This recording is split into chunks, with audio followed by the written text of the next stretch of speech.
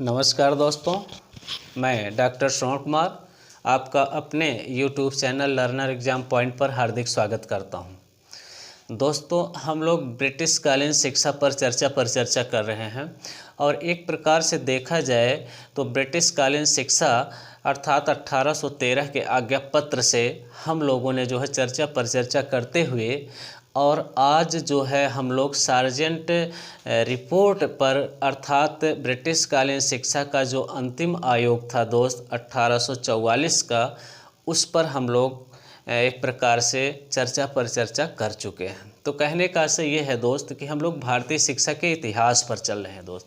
तो भारतीय शिक्षा के इतिहास में हम लोगों ने देखा सबसे पहले वैदिक कालीन शिक्षा, फिर बौद्ध कालीन शिक्षा, फिर मुस्लिम कालीन शिक्षा और फिर हम लोग ब्रिटिश कालीन शिक्षा पर जो है चर्चा कर रहे हैं। तो ब्रिटिश कालीन शिक्षा में हम लोगों ने देखा कि कौन कौन से रेगुलेटिंग एक्ट आए, कौन कौन से एक्ट आए थे दोस्त, ठीक है। और रेगुलेटिंग एक्ट कब आया और उसके अंतर्गत कितने एक्ट और आए, ठीक है। इसके बाद ब्रिटिश क्राउन के अधीन कौन कौन से एक्ट आए, क्या क्या सुधार किया। तो हमारा कहने का आशय ये है कि अब हम लोग जो है एक प्रकार से ब्रिटिश कालीन शिक्षा जो थी, ठीक है, उसको समाप्त कर चुके हैं। उसमें जो मूल बिंदु रहा है, क्या क्या मूल बिंदु रहे हैं, किस किस चीज़ों पर ज़्यादा सुधार किया गया है, ठीक है, और उन पर हम चर्चा करने वाले हैं दोस्त। क्योंकि हमारा थोड़ा सा दोस्त पढ़ाने का अंदाज ही थोड़ा सा अलग है, क्योंकि हम जब पूरा लांग चलने के बाद उसमें से मूल बिंदु पर चलना चाहते हैं, ठीक है। हाँ, उस चैप्टर के लास्ट में जो है मूल बिंदु पर चलना चाहते हैं कि हम लोगों ने क्या क्या पढ़ा, उसको जो है एक कहते हैं कि एक पेज में जो है उस पूरे चैप्टर का सार बिंदु को जो है आप उस पर जो है ले लीजिए, उस पर चर्चा कर लीजिए और उस चीज़ को मूल बिंदु को अपने मस्तिष्क में क्या करें दोस्त, संचित करें। तो चलते हैं दोस्त, यहाँ पर देखेंगे हम आज जो चर्चा करने वाले हैं, ठीक है, उसका नामकरण क्या है, आयोग की दृष्टि से महत्वपूर्ण एक्ट एवं क्या है, कानून। आयोगों की दृष्टि से जितने भी आयोग आए दोस्त, ठीक है, 1773 से लेकर के और 1947 15 अगस्त 1947 के पूर्व जितने भी आयोग आए, क्या क्या सुधार किया था दोस्त, इस पर हम लोगों ने चर्चा किया था और उसी पर आप चल रहे हैं। आज चलने का प्रयास कर रहे हैं कि कानून एक्ट क्या आया जो, और गवर्नर जनरल उस समय कौन थे और मुख्य प्रावधान क्या था। इसमें हमने 3 कॉलम का चयन किया। एक तो कानून एक्ट हो गया, दूसरा गवर्नर जनरल या वायसराय कौन थे, और तीसरा जो हमने उसके मुख्य प्रावधान क्या थे, क्या उसने पास किया था दोस्त, ठीक है। तो पहला चलेंगे रेगुलेटिंग एक्ट। तो रेगुलेटिंग एक्ट देखेंगे 1773 में आया था दोस्त, और किसके शासनकाल में आया था, तो वारेन हेस्टिंग्स के शासनकाल में आया था दोस्त। क्या रेगुलेटिंग एक्ट, तो रेगुलेटिंग एक्ट आया 1773 में। गवर्नर जनरल कौन था, वारेन हेस्टिंग्स, और वारेन हेस्टिंग्स ने इसमें सुधार क्या किया था, तो यहाँ पर देखेंगे भारत पर ब्रिटिश शासन का सीमित नियंत्रण किया था दोस्त। अर्थात भारत पर ब्रिटिश शासन का कुछ नियंत्रण जो था उसको क्या कर दिया था, कम कर दिया था। किसके तहत, रेगुलेटिंग एक्ट के तहत। दूसरा देखेंगे पिट्स इंडिया एक्ट आता है 1784 में दोस्त। पिट्स इंडिया एक्ट जो आता है 1784 में, इसको देखेंगे तो उस समय गवर्नर जनरल जो था भारत में वो वारेन हेस्टिंग्स ही थे, और उस समय इन्होंने प्रावधान क्या किया था, बोर्ड ऑफ कंट्रोल की स्थापना किया था दोस्त, ठीक है। कब, पिट्स इंडिया एक्ट के तहत देखेंगे। पिट्स इंडिया एक्ट 1784 में आया और किसके शासनकाल में आया था, यहाँ पर तो वारेन हेस्टिंग्स के शासनकाल में आया था, और उसके तहत क्या मुख्य प्रावधान इन्होंने किया था, तो बोर्ड ऑफ कंट्रोल की स्थापना किया था भारत में, ठीक है दोस्त। हाँ, ब्रिटिश भारत में कह सकते हैं। तीसरा चलते हैं दोस्त, यहाँ पर देखते हैं चार्टर एक्ट 1813।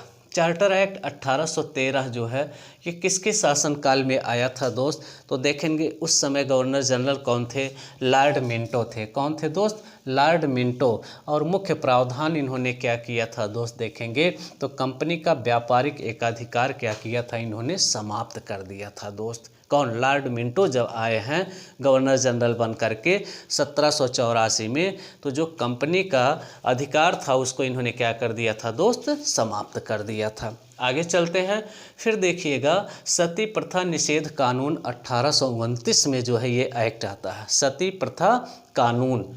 तो देखेंगे सती प्रथा कानून जो है 1829 में आता है, और उस समय जो है भारत के जो है गवर्नर जनरल कौन थे दोस्त, तो उस समय जो है लॉर्ड विलियम बेंटिंक थे, और उन्होंने जो है क्या किया था इसके तहत दोस्त, तो देखेंगे यहाँ पर सती प्रथा पर क्या लगाया था, प्रतिबंध लगाया था। तो भारत में सती प्रथा पर प्रतिबंध लगाया था किस एक्ट के तहत, तो सती प्रथा निषेध कानून अर्थात 1829 के तहत। और कौन था उस समय भारत का गवर्नर जनरल, तो एक प्रकार से हम कह सकते हैं कि उस समय भारत का गवर्नर जनरल कौन थे, विलियम बेंटिंक थे।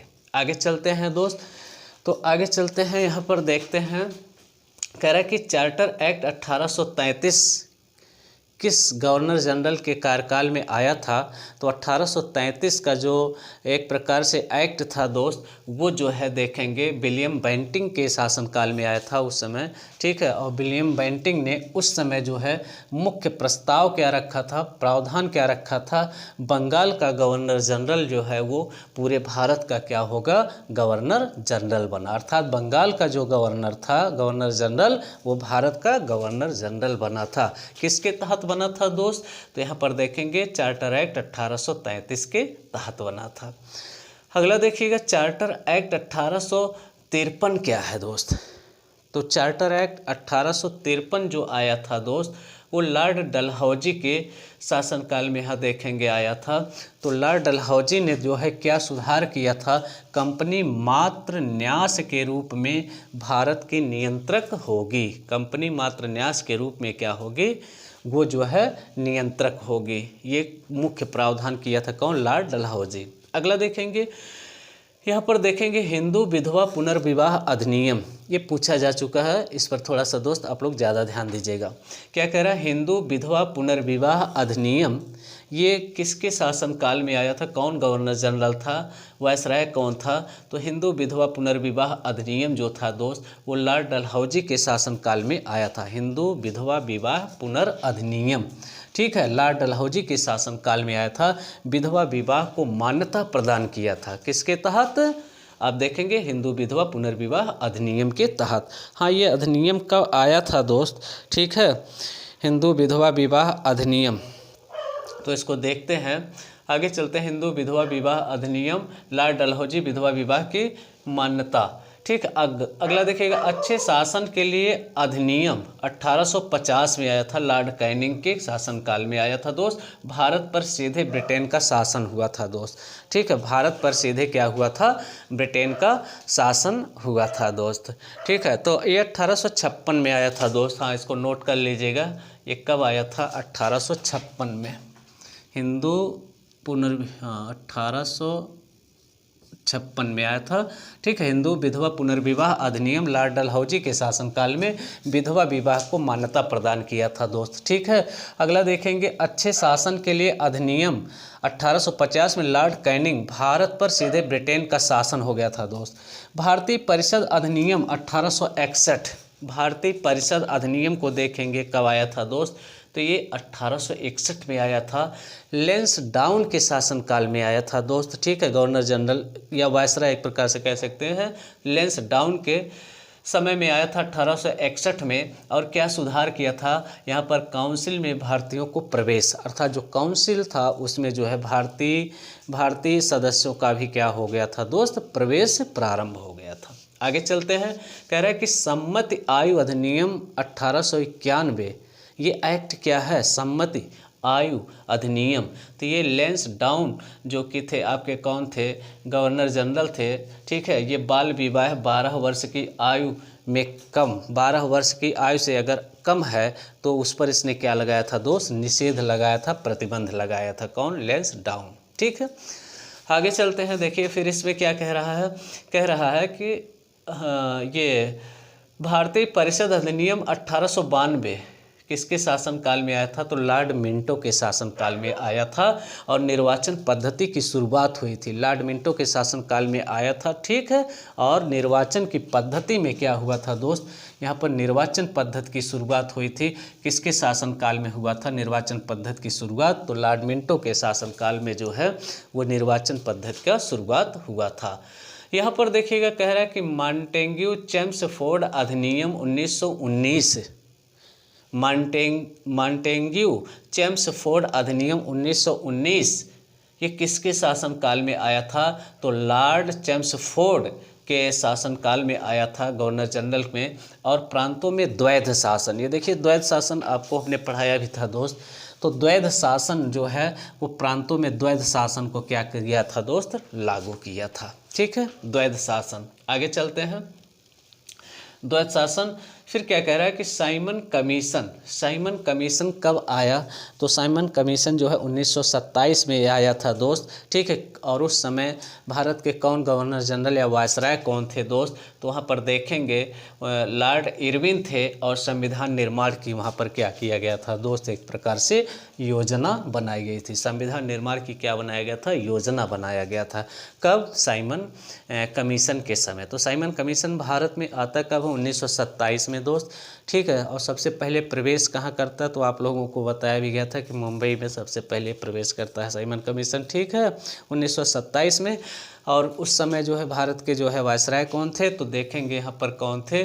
तो यहाँ पर आपका ये लॉर्ड इरविन थे, ठीक है। संविधान निर्माण की योजना बनाया। आगे चलते हैं।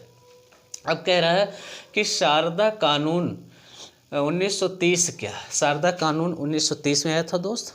आप लोग इससे परिचित होंगे, कई बार ये प्रतियोगी परीक्षाओं में पूछा भी जा चुका है कि ये जो शारदा कानून है ये कहाँ आया था, ठीक है, इसके तहत क्या प्रावधान किए गए हैं? तो शारदा कानून 1930 में आया था। किसके शासनकाल में? लॉर्ड इरविन के शासनकाल में आया था। विवाह की आयु जो थी 18 या 14 वर्ष से 14 वर्ष हुई थी दोस्त। अर्थात विवाह की जो आयु है वो 18 या 14 वर्ष हुई थी। अर्थात जो कम आयु था उस आयु को इसमें क्या किया गया था दोस्त? जो है वो 18 या 14 वर्ष किया गया था।